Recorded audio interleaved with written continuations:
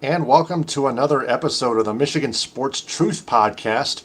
First one in about a week and a half, and first one with Ed Smith in about 2.5 weeks now.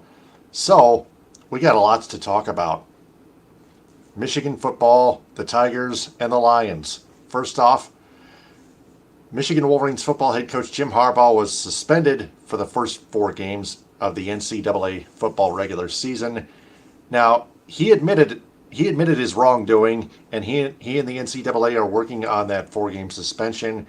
But I just don't think it's gonna have much of an effect on the football season for the Maize and Blue, because the first 3 games are cakewalks. But Rutgers in Week 4, they might be they're a sleeper team going into Ann Arbor at the Big House. But I think Michigan will pull it off, just like they did last year at Rutgers. So I still think Michigan has this. They are still motivated with or without Jim Harbaugh. I still think they are motivated to win a national championship. Still gotta win the Big Ten. Got to beat Ohio State and everything else. But it won't have much of an effect. I think the Wolverines will be fine. Yeah, Taylor, I have to very much agree with you on that one. Let's start with the reason why this whole thing came about. Now, it was actually an issue that originally was reported and announced several months ago during the winter after Michigan season had ended. That an investigation was being done to Jim Harbaugh with regards to him hosting a recruit about 3 years ago during COVID. And apparently, or so, whatever the case may be, Harbaugh was not completely forthcoming with the NCAA about a matter of certain the fact that he bought the recruit a hamburger, because that's what this whole issue boils down to. And the fact that there was apparently investigations being done, and then a receipt was found that showed that yes, he did buy the burger.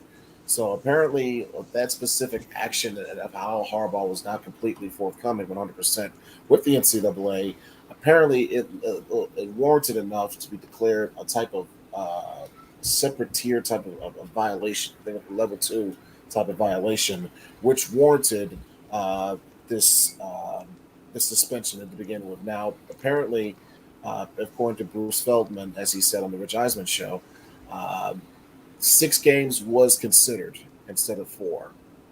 But so the fact that it was whittled down to 4 games, however the case may be, because eventually now it's worth noting that it has not been officially announced yet, but people are expecting this to come in anytime soon, as as was evident the fact that Harbaugh could not speak about it. I can't say did not. I would rather say he couldn't speak on it in regards to Big Ten Media Day that just happened over the past few days or so. So in terms of that, yeah, that's the legalities of the matter. But in terms of how this affects Harbaugh's reputation, it's nothing. It's a literal nothing burger if I ever saw one. And in terms of what this can do for the team mentally, I agree with you, Taylor. It does give that added chip on your shoulder to want to prove people wrong. If you want to say, use a similar situation, take for example the New England Patriots. With their whole TB12 revenge tour, with the whole Deflate Gate thing, they'd use that as a little bit of extra motivation or fuel to help guide them on their way towards the Super Bowl that season. So, am I saying that this is going to same thing? Where we're going to repeat here with Michigan? No, but it is worth noting that a team that has already bought into the philosophy of what the coach has stood for and knows what the goal is at hand for this season, you give that team any type of sort of extra motivation, I think it can go a long way. Now, granted, yes, these are 4 games, but like you said, these opponents that they're facing, it's cupcakes. You got ECU, you got UNLV, you got Bowling Green, and yes, I get it. Rutgers is not as bad as it used to be, but it's still Rutgers. Come on now.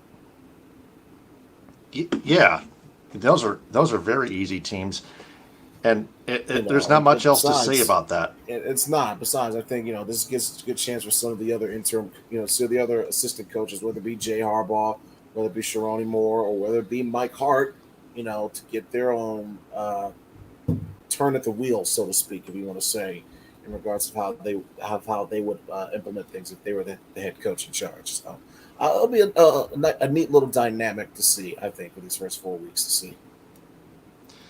Yep. All right. Well, can't wait for that.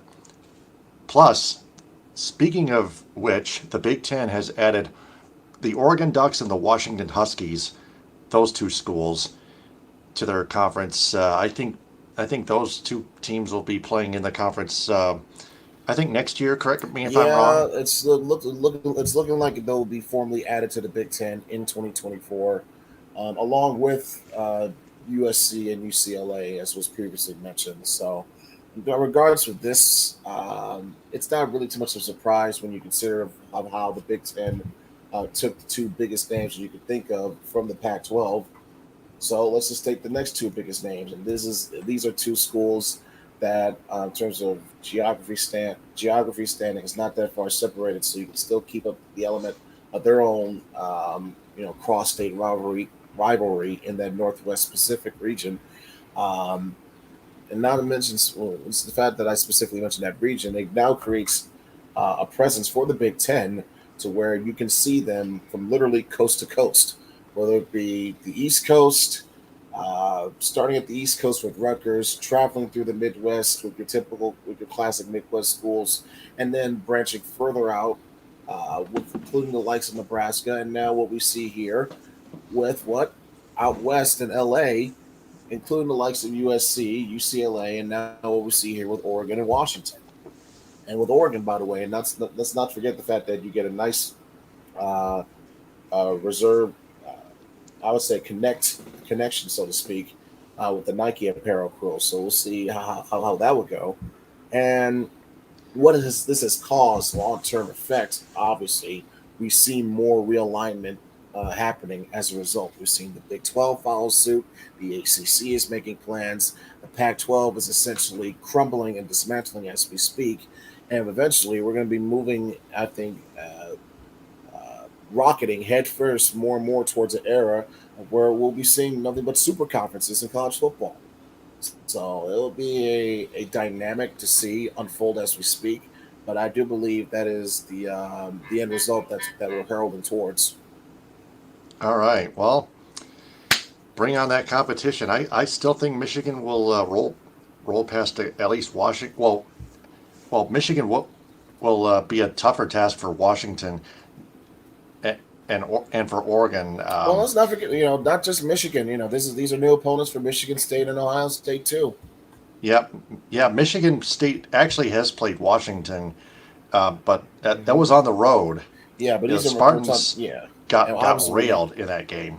yeah, but obviously in terms of more rhetorical sense, this is the year in year out conference opponents as opposed to once every few years type of scheduling.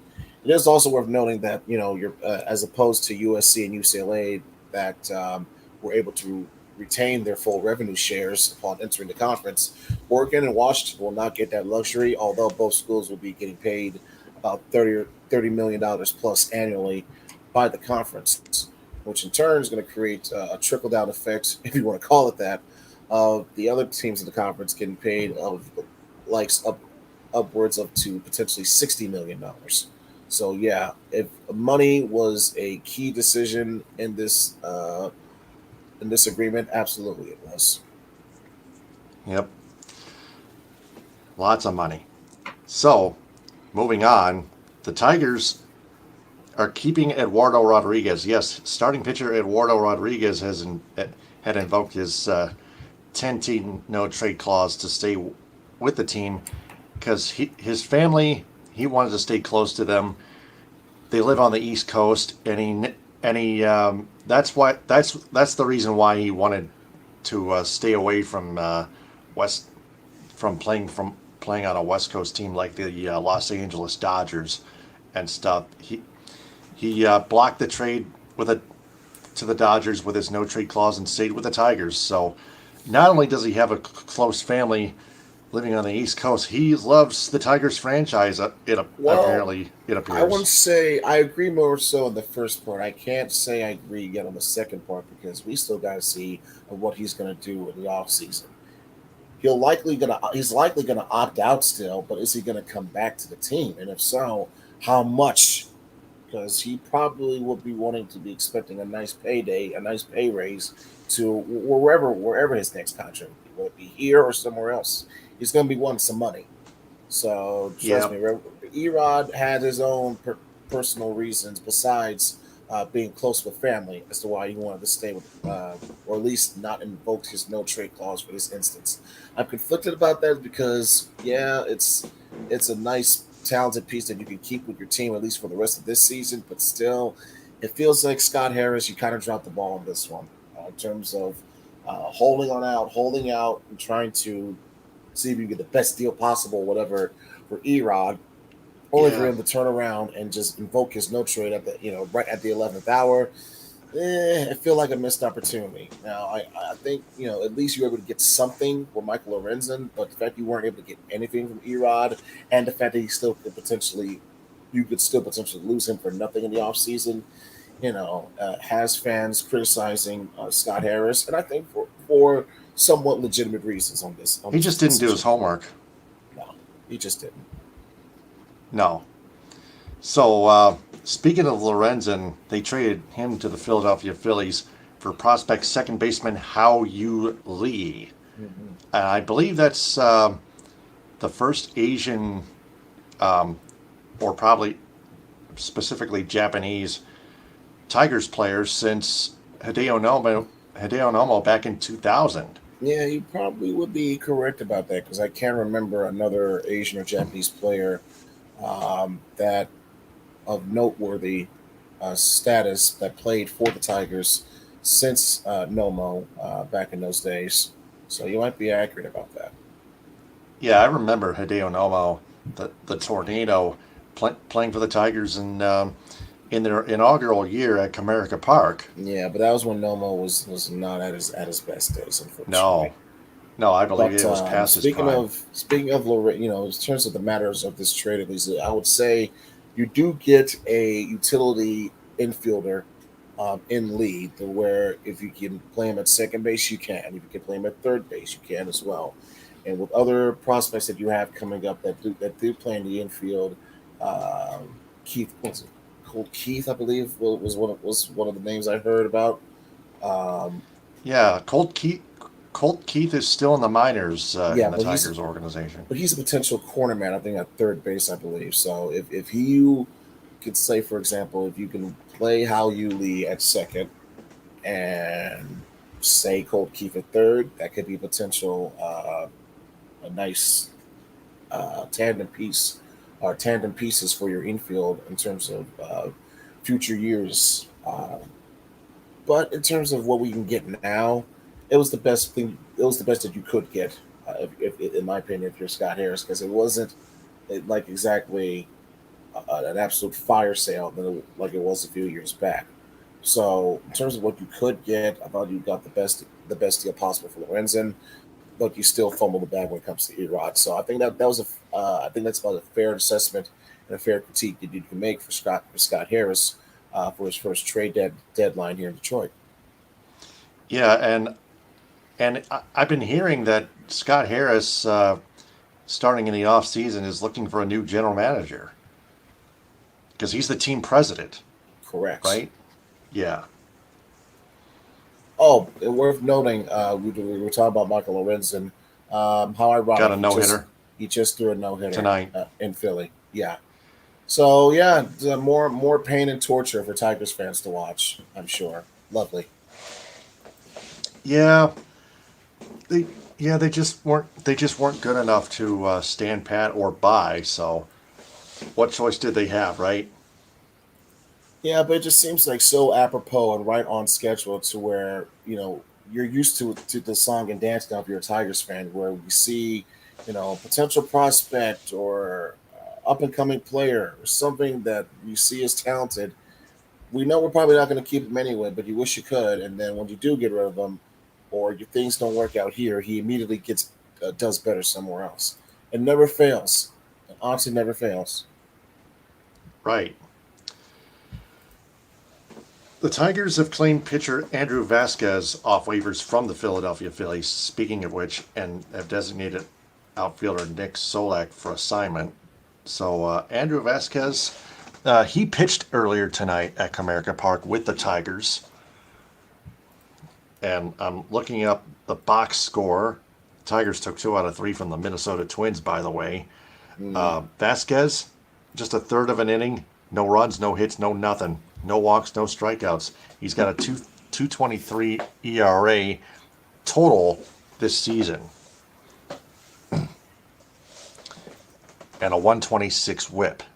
So I Yeah. believe that was Decent only his numbers. first appearance. Yeah, very decent numbers. Yeah, yeah, decent numbers indeed. That was his first appearance as a Tiger. So He's bullpen help, right? I believe so. Yeah. Well, Yeah, Alex. I would say it was a needed piece because the bullpen has not been as consistent as you would like to have been in the past few weeks. So I get it. Especially with Trey Wingender, he still could not close. He still could not close the game Yeah. tonight. Alex Lang, of course, had his up and downs this year too. Yep, Jose Cisnero had no choice but to get the save, although he gave up an RBI single, but struck out the next guy to end the game. Tigers have a 4-game series finale tomorrow at 1:10. Reese Olson against Maeda Very tomorrow. interesting to see if they actually do take 3 or 4 from Minnesota. Probably will give some fans more false hope, but again, this is a sign of Yeah. development. It's at least a sign of progress that you want to see. To where, hey, if we're not making the playoffs, we can at least play spoiler during the last few weeks of the season. Yep. Tigers are 8 games back in the AL Comedy Central standings, and if they win, if they win, then they're 7 back, and vice versa. Yeah, because we're at a point where the So wild card is not going to help you out. It's either division or bust. no, it's a higher mountain to climb than the Comedy Central division, Yeah. because the Tigers right now 13 games back of the third and final wild card spot, the tech held by the Texas Rangers, not the Texas Rangers, but the Toronto Blue Jays, Hmm. 65 and 51. Yeah, I think Seattle's in the mix of battling for that spot too. Yeah. So that's Tigers. The Lions recently signed quarterback Teddy Bridgewater to be a backup behind Jared Goff. Now, I read a headline on a YouTube video from Russell Wayne Martin Hmm. of Detroit Lions News, or open mic stuff, an open mic show, open mic night, that the Lions are contenders because of that. And yeah, and it kind of illustrates when Jared Goff goes down due to an injury, Teddy It's a Bridgewater has his move. back. It's a move that not only a competent team makes. It's a team that has high aspirations, or at least smart ambitions that they will make as well. Of knowing how to read the room when it comes to certain spots for certain positions on your team. And for the Lions, it was simple. They still need to address the backup QB situation. Yes, they did draft Hendon Hooker this year, but Dan Campbell was on record stating that this year will be treated as essentially Hooker's redshirt year. They wanted to again focus solely more on getting 100% recovered from his ACL injury and being as prepared as possible to learn as much as he can under Jared Goff. That's why Dan Campbell was saying we're treating this as his redshirt year. We want to expect to see more of him for next season, yes, but for this year, it's not that much of a necessity. So knowing that they had to do what they had to do, and you just know, and Taylor, you know full well, Nate Sudfeld was not going to get the job done as backup No, QB. Now you have a reliable, proven veteran commodity in Teddy Two Hands to where he can be, uh, God forbid, if Jared Goff does go down for an extended period of time, all is not lost because hey, you have reliable backup. Think for example of how key it was to have a Sean Hill for all those times that Matthew Stafford couldn't go. So if you can right. repeat that with some moderate, amount of success, if that situation were to come, then by all means, this is why you make deals like this. So, got no problems with the Lions doing a deal like this as well. I like Teddy. Yes, he has his own injury concerns as well, but that was more so if of putting the pressure on him as your starter. Now with him as your backup, it's not that much of a necessity. Right, and good communication by Dan Campbell's part to Brad Holmes Hmm. about Teddy Bridgewater. Oh yeah, for sure. They work As in, together as a team oh yeah, we saw yeah, and you for can see that months. you've seen that plenty up close and personal too with the Inside the Den episodes that they've been releasing, especially that covered how they strategized their war room for the draft this year. It shows how much these two are a combined unit at the helm, and that's a good thing you want to see in terms of a team, a fan of a team that wants to do more and strive for more. If your head coach and your GM are on the same level, that's one step positive in the right direction. Um, was there now in terms of everything else with regards to training camp? There was a whole, or this week in the past couple of weeks, there's a lot that definitely went down for sure. Yep, including offensive tackle Penei Sewell clearing concussion protocol. I Hmm. mentioned a week ago on on this show that C.J. Gardner Johnson was only day to day, Hmm. and so he's not going to be out for very long. In fact, he's definitely gonna be ready before the regular season kicks off. Yeah, with regards to CJ Gardner Johnson, it was a massive scare that we saw within the first couple of days of training camp because you saw the Yeah, he was reports. carted off the field, He got but carted off the no structural field, damage. but thankfully no structural damage. Unfortunately, we can't say the same for Shane Zylstra, as it appeared Tight that end. at the tight end, as it appears his season may very well be over due to a knee injury that he suffered. It was described as serious structural damage, and to the point to where he may not be able to play at all this year. So, in terms of why you wanted to draft the Sam Laporta, this is a good reason why you did because now it opens up potential more snaps for him, which is going to be more chance for him to get more experience. It also Sam creates Laporta. opportunity, yeah, for Laporta, the rookie out of Iowa. It also creates opportunity for other reserves, other people in that tight end room.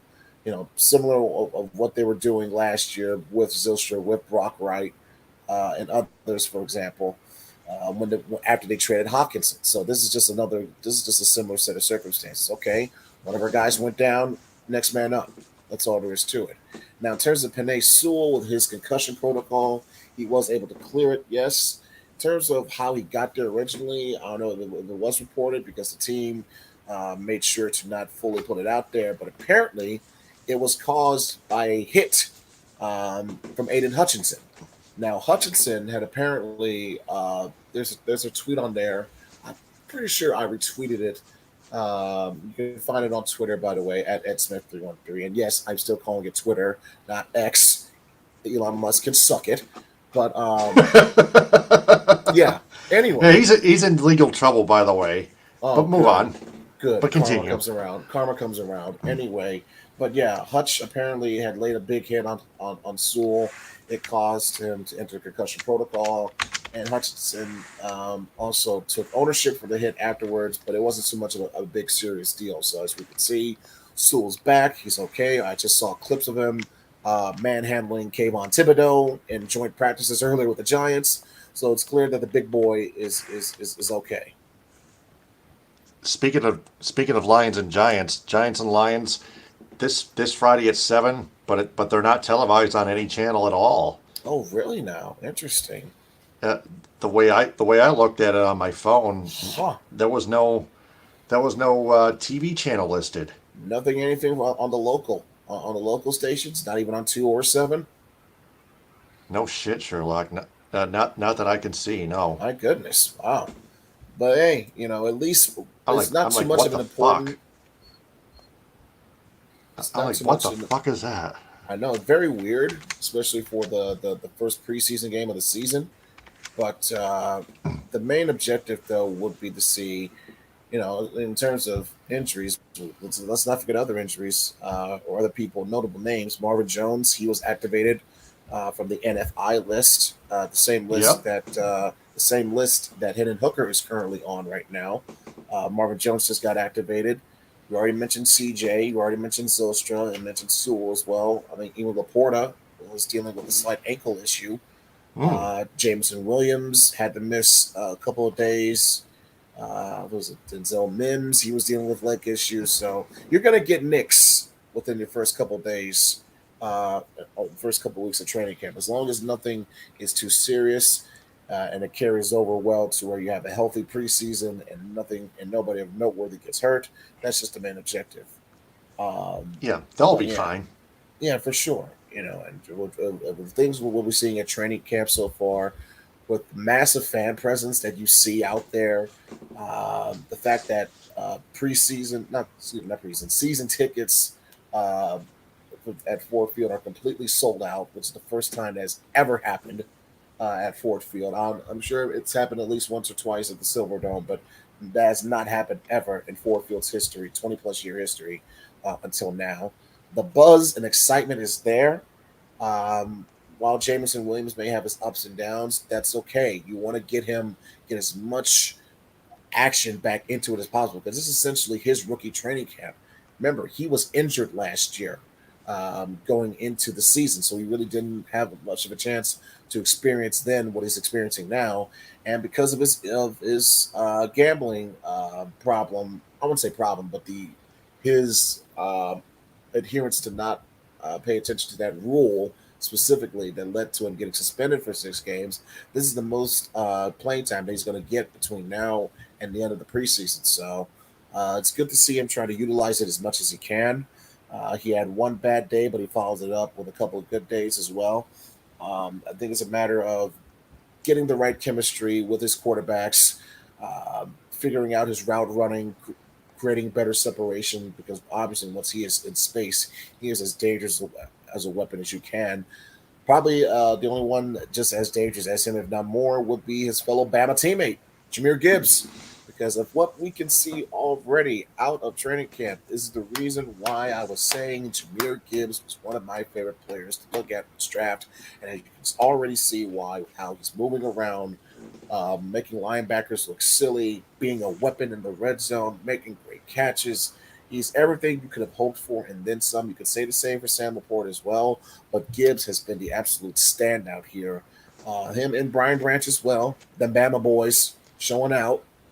And I Yep. think that's in terms of the rookies, you want to see that. You want to see that hunger, that fire, that determination, because these are guys that you want them to be potential day one starters, or at least starters at some point for this season, and obviously moving forward. Now, as for who were your standout leaders, I think it's easy to say. Besides that, guys that I mentioned, like Sewell, for example, the most obvious ones will have to be Aiden Hutchinson and Amon-Ra St. Brown. These were these are the two best players from Brad Holmes's rookie draft class, and they've been your outstanding leaders, and I would dare say captains. I would to an extent coming into this season of how they've carried themselves and how they're focused on getting business done. And we're seeing it in training camp, we're seeing it in reports from camp, we're seeing it in the joint practices, and we're definitely going to see that in the games. All right. Yeah. Not to mention Ford Field is selling Lions season tickets Mhm. for the first time ever, and Sell it's outs, this sold season. out, sold out. That's what Sold. it means.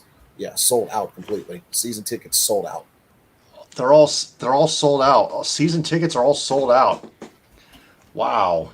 That speaks to the level of hype and anticipation that fans really have with this team this year. Cowabunga. Huh. Well, well, no kidding. Wowzers. Go gadget sellout. Well, I I believe we've reached the segment called "What We've Learned." So, what do we learn tonight I in this think episode? what we learned for tonight, at least in regards to the past couple of weeks, the Tigers are still finding their middle ground. They did not have as good a trade deadline as we could have hoped, and you can hope they can finish this season with their head high as much as possible. We've learned that Michigan really much has nothing to worry about with its first 4 games. If anything, this feels like a slap on the wrist suspension for a dumb rule or whatever the case may, or an unnecessary investigation. Michigan is going to be fine by this. If anything, this is going to give them or piss them off and give them more motivational fuel. And what we learned that the Lions, they understand the objective that's ahead of them and they understand of the noise that's around them, but they are coming into this with the best intentions of wanting to clear that noise and maintain that focus and wanting to prove better that they're not a fluke from last year, that they are for real, they are legitimate, and they're coming for that NFC North crown. Yep, they're going to win the NFC North. I have them in a range from 10-7 to 12-5, and they're going to win the division and at least one playoff win. At least one playoff game won. 10 wins, win the division, and try to get a home playoff game would be my goals for this season. My ceiling goals for this season. Yeah. Everything after that'll be crapshoot for me. Yep. Yeah, and especially at home in the playoffs, I think the Lions will win that one. Will win that playoff game, at least. I can believe that. Yeah. So that is another episode of the Michigan Sports Truth Podcast in the can. For Ed Smith, I'm Taylor Phillips. Follow the Michigan Sports Truth Podcast on X, formerly Twitter, and Instagram at Michigan_Truth, and like its Facebook page. Subscribe to its YouTube channel, the Michigan Sports Truth Podcast, at the Michigan Sports Truth Podcast. Like our videos and turn on all notifications on the bell icon, and follow it. Listen to it in audio form on Spreaker. Follow me on Twitter, or X, formerly Twitter, and Instagram at DT2Phillips. Hey there, Benny. Subscribe to my YouTube at DT2Phillips. Also on Twitch, DT2Phillips1984. Follow Ed Smith on X, formerly Twitter, Instagram, and Twitch at EdSmith313. And subscribe to at EdSmith313 on YouTube. Business shoutouts go to Athletico Physical Therapy on Woodward in Ferndale. Cali Tickets. Call Mark Goldman at 877-225-8425 or visit CaliTickets.com. Creative Embroidery of Cadillac for designing the Michigan Sports Truth Podcast logo on my long sleeve shirt and t-shirt. Cuts by Melanie in Lake City. Let's roll with it. Rolled ice cream in Cadillac, now branded with the Food Mafia. Follow them on TikTok at the Food Mafia LLC. And you got to try rolled ice cream if you never tried it before, by the way. Northern Star Event Rentals in Cadillac, 231-884-8195, and on Facebook. United Food Service Solutions of Grand Ledge, Michigan, where Jim Lyons works, and Yin Yoga and Fitness at the Delamar Traverse City, where a week ago today, I finally made my first ever trip there for a yoga class with my longtime favorite instructor, Heather Whitcop Hall. So, we'll be back about a week from Sunday to recap the first two preseason games for the Lions, and checking out the Tigers as well. So, Ben J13 is his first time here. What's the channel about? This show is about detecting truth about all of our teams in the state, all of our sports teams in the state of Michigan. So, until a week from Sunday, for Ed Smith, I'm Taylor Phillips. Don't forget, we observe Michigan sports and we detect the truth. Stay aware, everybody. Hit them with a hind. We close our case. Stay safe, everybody. Take care of each other.